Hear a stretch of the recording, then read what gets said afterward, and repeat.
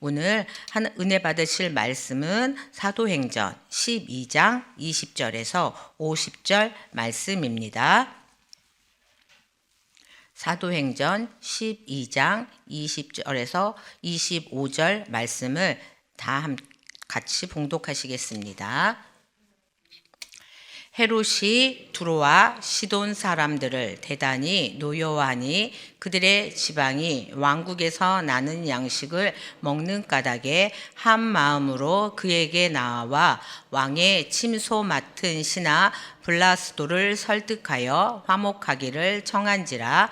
헤롯이 나를 택하여 왕복을 입고 단상에 앉아 백성에게 연설하니 백성들이 크게 부르되 이것은 신의 소리요 사람의 소리가 아니라 하거늘 헤롯이 영광을 하나님께로 돌리지 아니하므로 주의 사자가 곧 친히 벌레에게 먹혀 죽으니라. 하나님의 말씀은 흥왕하여 더하더라.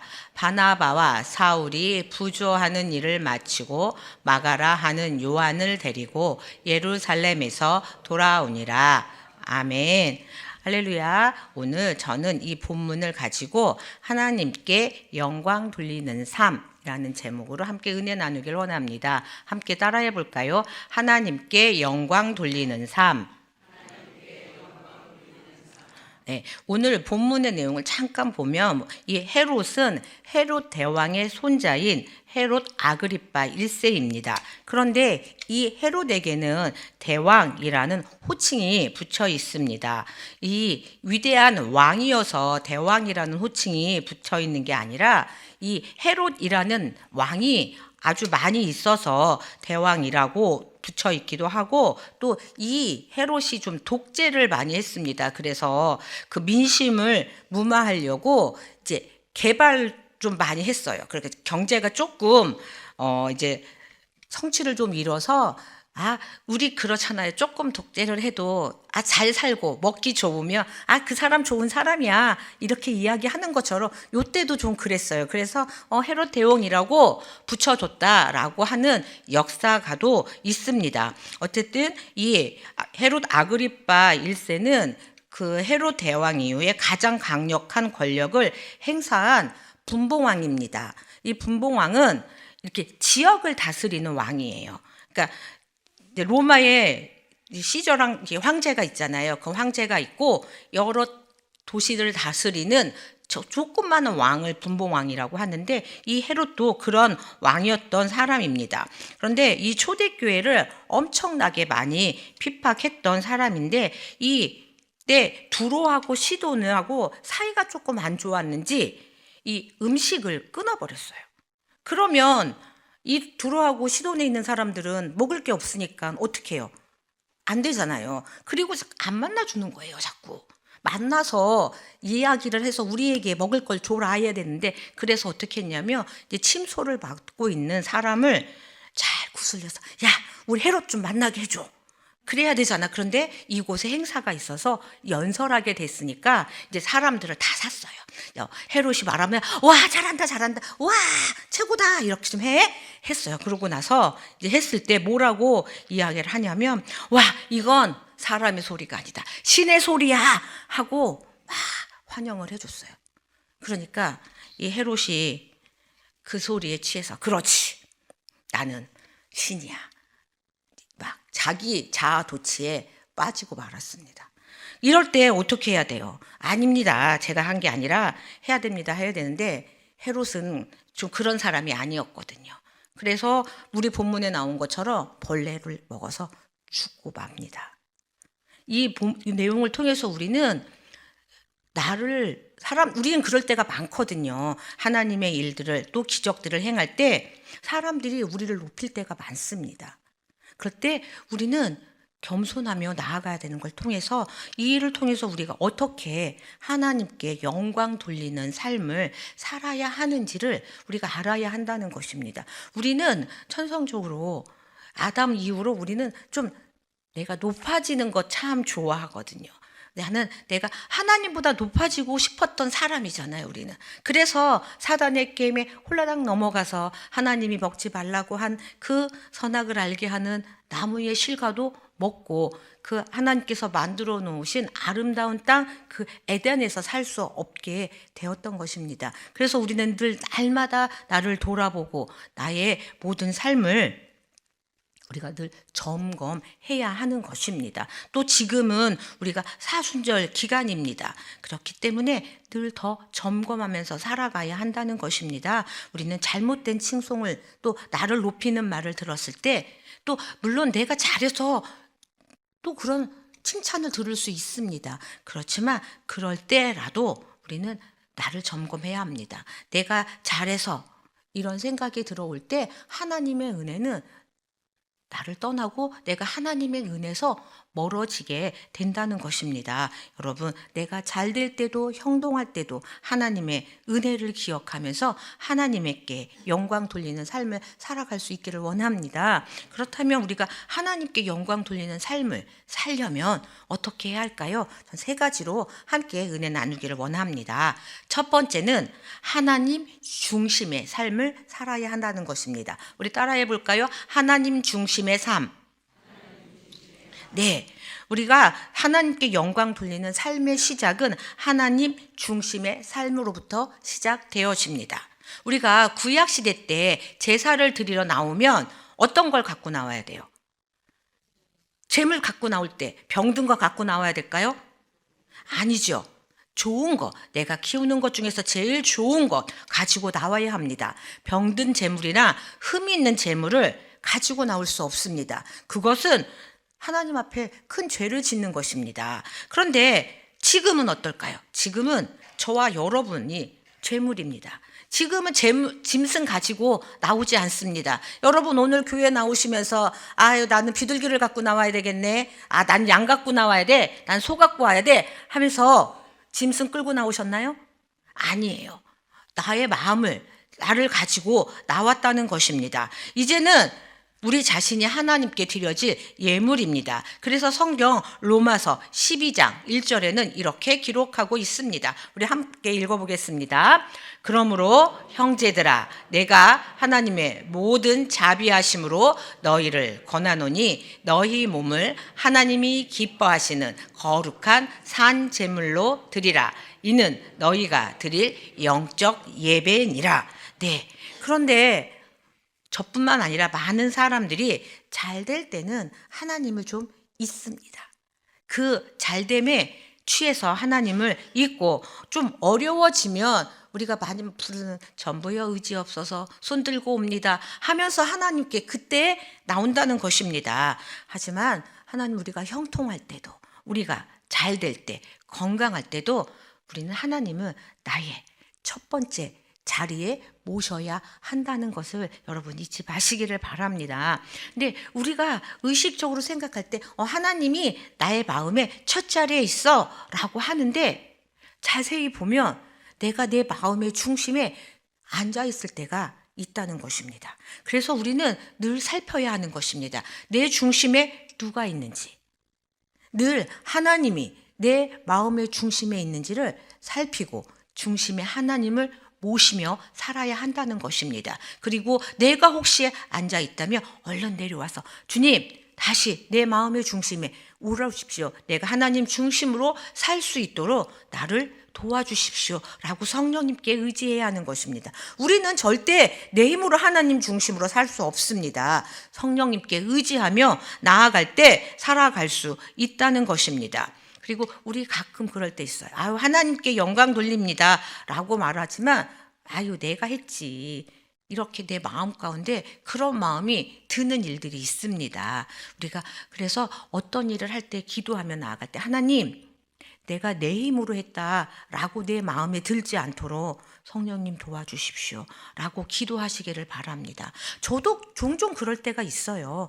무슨 일을 하거나 교구에서 어떤 일들을 해서 잘 될 때 그게 성도님들이 또 연합대에서 했을 때도 아유 이거 하셔서 된 거예요 막 이렇게 얘기할 때 아니에요 라고 하면서 아이 그치 내가 뭐 조금 더 기도했으니까 이런 마음이 간혹 들어올 때가 있다는 것입니다. 우리는 그래서 우리 마음 가운데 조금의 틈도 만들지 말아야 하는 것입니다. 그 작은 틈을 마귀는 엿보고 있기 때문에 그렇습니다. 그래서 우리가 날마다 나를 치고 기도하고 내 중심에 하나님 중심의 삶을 살지 않을 때 그 틈으로 아주 잘 들어온다는 것입니다. 그래서 또 성경은 잠언서에도 기록하고 있습니다. 잠언서 3장 5절에서 6절 말씀을 우리 한번 같이 읽어보겠습니다.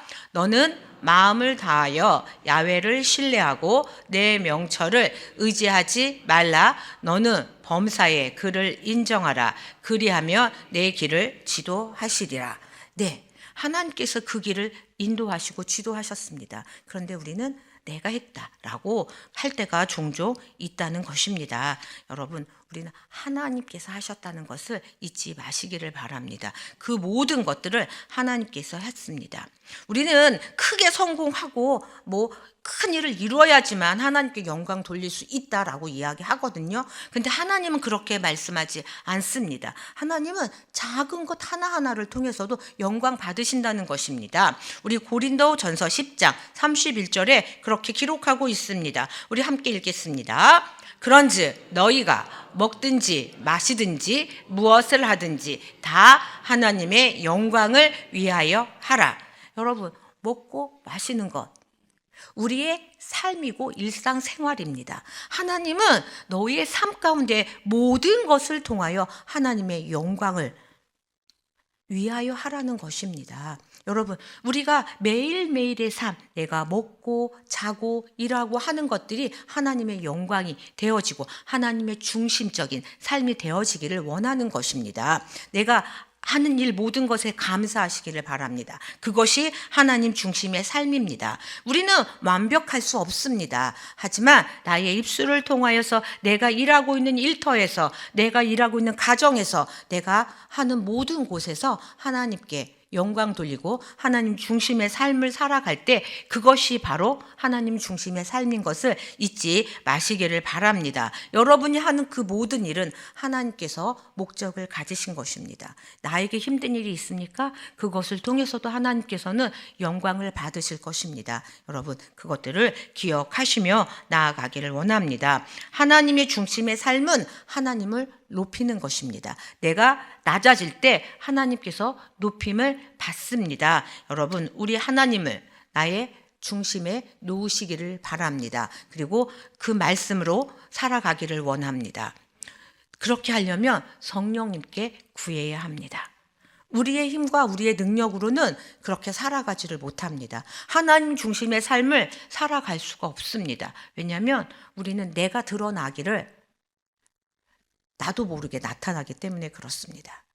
그래서 날마다 성령님께 도움을 구하며 하나님 중심의 삶을 살아가기를 간절히 소망합니다.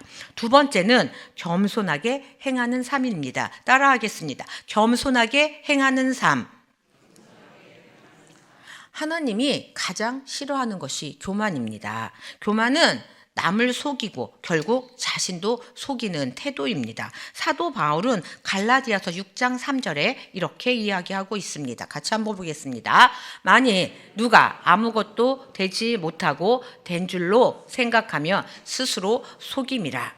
우리가 자꾸 이렇게 된 거야 라고 생각을 하면 또 그렇게 된 걸로 생각을 할 때가 있다는 것입니다. 우리 심리학이나 경찰들이 사이코패스나 이런 사람들이요, 진짜 그렇게 거짓말 탐지기인데 잘 안 된 데가 있대요. 왜냐하면 자기가 정말 그렇게 생각하고 있기 때문에 그게 거짓말인데도 거짓말인 게 아닌 게 되는 거예요.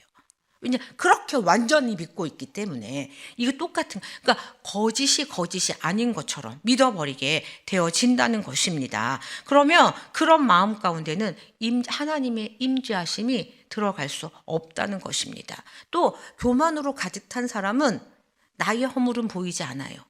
다른 사람의 허물만 보여요. 내 거는 내가 하는 건 괜찮아. 저 사람이 하면 안 돼. 왜요? 나는 다 괜찮거든요.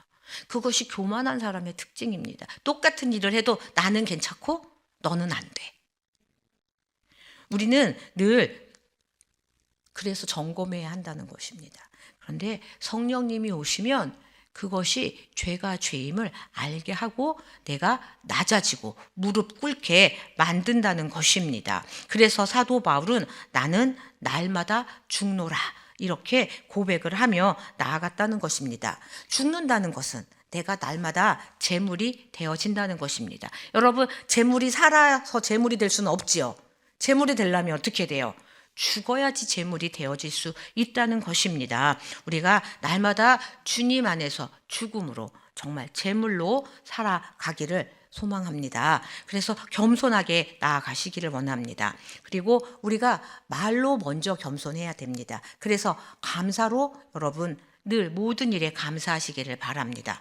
부정적인 입술에는요, 감사가 나올 수가 없습니다. 그래서 억지로라도 우리가 감사할 때 하나님께서 그 입술에 거하신다는 것을 잊지 마시기를 바랍니다. 우리가 그 사람에게 나쁜 눈으로 바라보면 좋은 게 하나도 안 보입니다. 그런데 사람들을 바라볼 때 좋게 바라보면 그 사람의 장점이 보이기 시작합니다. 그러면 칭찬할 수 있습니다. 그래서 칭찬할 수 있도록 찾아보시기를 바랍니다. 나쁘게 보려고 하면 칭찬이 한 개도 안 보여요. 근데 이 사람을 좋게 바라보려면 칭찬할 것이 보입니다. 그러니까 우리가 내가 미워하는 사람들 있어요. 어떻게 하나도 없겠어. 다 그런데 칭찬할 걸 자꾸 생각해 보세요. 그러면 칭찬할 거리가 보입니다. 그렇게 칭찬하시면 내 마음이 편해져요.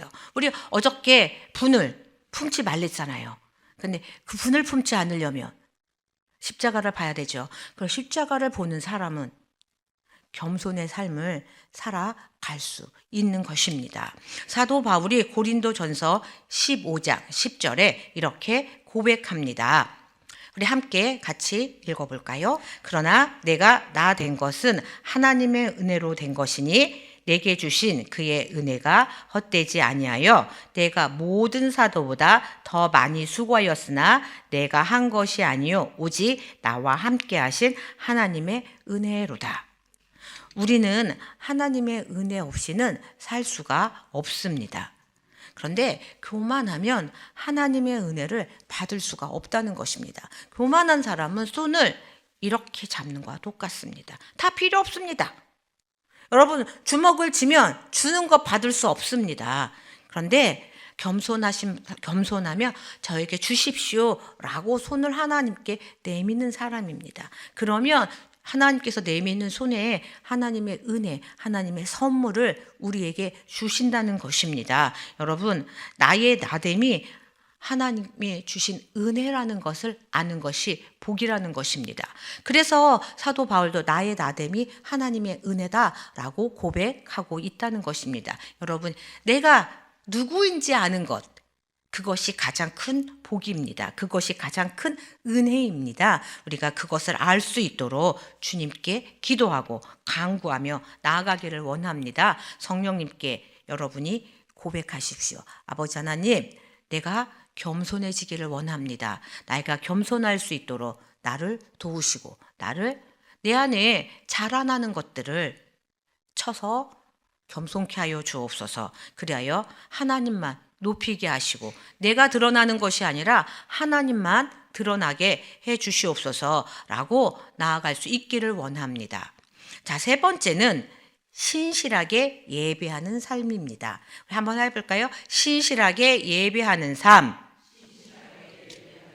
네, 저는 좀 예배를 많이 강조하는 편입니다. 그리고 그 예배는 누구를 높이는 것이냐면 우리 하나님과 또 우리 예수님, 우리 삼위일체 된 성령님을 높이는 것입니다. 우리가 하나님께 영광 돌리며 살아가는 삶의 가장 실제적인 표현이 바로 예배이기 때문에 그렇습니다. 우리가 주일 1시간 드리는 것으로 예배가 아닙니다. 여러분의 삶, 아침부터 일어나서 내가 잠드는 그 순간까지 그 모든 삶이 예배이기 때문에 그렇습니다. 여러분, 우리 목사님 말씀하셨죠. 내가 이 딱 주일날, 수요일날, 새벽 예배 이것만이 예배가 아니라는 것입니다. 여러분은 성전이에요.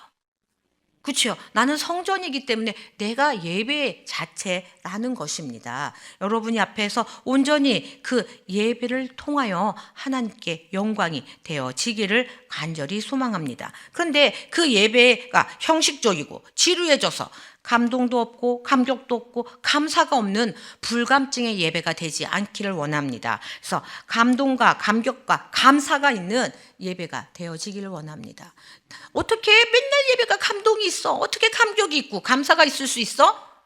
왜요? 성령님이 있기 때문에 우리는 그 예배에 감동과 감격과 감사가 있는 예배가 되어질 수 있는 것입니다. 왜요? 나를 위해서 피 흘리신 예수님이 있는데 어떻게 감사가 없겠습니까? 왜 감동이 없고 왜 감격이 없어요? 여러분이 처음에 예수님 믿었을 때 그 감격과 그 감동과 그 감사를 다시 되살리시기를 원합니다. 그것은 성령님께서 하셔야 합니다. 그 감격과 감동과 감사가 더 커져야 하는 것입니다. 더 줄어들면 안 되는 거예요. 믿음의 크기만큼 내가 예배 때 감동과 그 감격과 감사가 더 커져 있어야 하는 것입니다. 그래서 늘 예배가 즐거워야 합니다. 왜요? 하나님을 만나는 자리입니다. 성령님과 교제하고 예수님께서 나를 사랑하신 그 사랑을 알아가는 시간이기 때문에 행복한 시간이 되어야 하는 것입니다. 나 혼자서 우리 구역 예배 드릴 사람이 없는데 나 혼자서라도 드려야 하는 것이고, 우리 집에 시간이 안 맞아서 가정 예배를 드릴 수 없어. 먼저라도 드려야 하는 것입니다. 그래서 그 시간이 가족들이 모이는 시간이 되도록 만드는 것이고, 그래서 함께하는 예배의 시간을 만들어야 하는 것입니다. 여러분, 우리 육신이 힘을 내려면 밥을 먹어야 합니다. 그것처럼 내 영혼도 힘을 얻기 위해서는 예배, 말씀을 먹어야 하는 것입니다. 여러분, 우리가 이 성경 말씀을 먹음으로 내 영혼이 힘을 얻습니다. 그리고 주님은 요한복음 4장 24절에 또한 이렇게 이야기하고 있습니다. 하나님은 영이시니 예배하는 자가 영과 진리로 예배할지니라. 네, 우리가 분위기에 따라서 예배하는 거 아닙니다. 우리는 감동, 우리는 예배는 그런 분위기 아닙니다. 어떨 때 우리 막 그러죠. 막 찬양 예배 막 갔더니 그 예배 갔더니 너무 감동이었어. 아니요.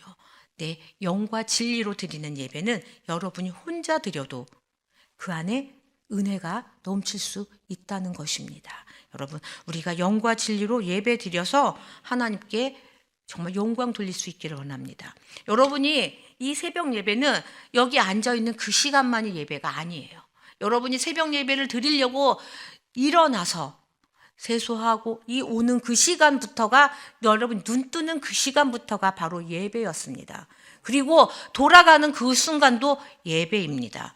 여러분, 준비하고 돌아가는 그 시간, 그것이 예배였고, 이제 또 여러분의 일터로 나가시고 또 삶 가운데 있는 그 시간이 예배입니다. 그 예배를 통해서 하나님의 중심적인 삶을 살아가기를 간절히 소망합니다.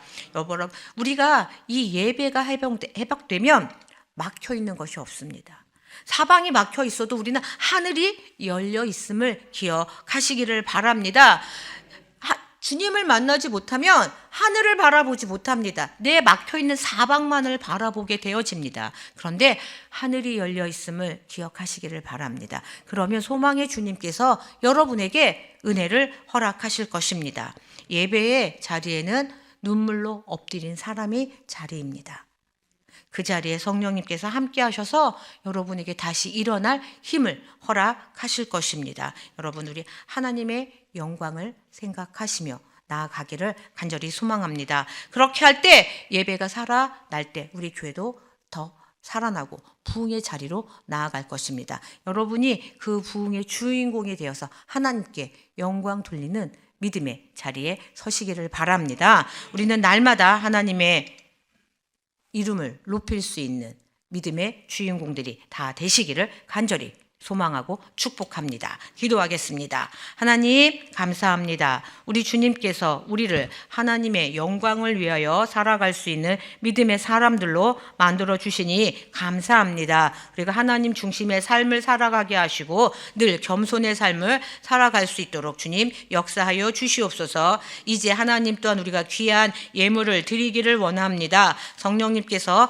예물 드리는 이 시간 가운데 함께하여 주시고 하나님 손길마다 또한 주님께서 인도하여 주시옵소서. 성령님께서 함께하여 주시는 귀한 시간 되기를 원합니다. 하나님이여 성령님께서 또 예물을 통하여 받으시옵소서. 예수님의 이름으로 기도합니다. 아멘.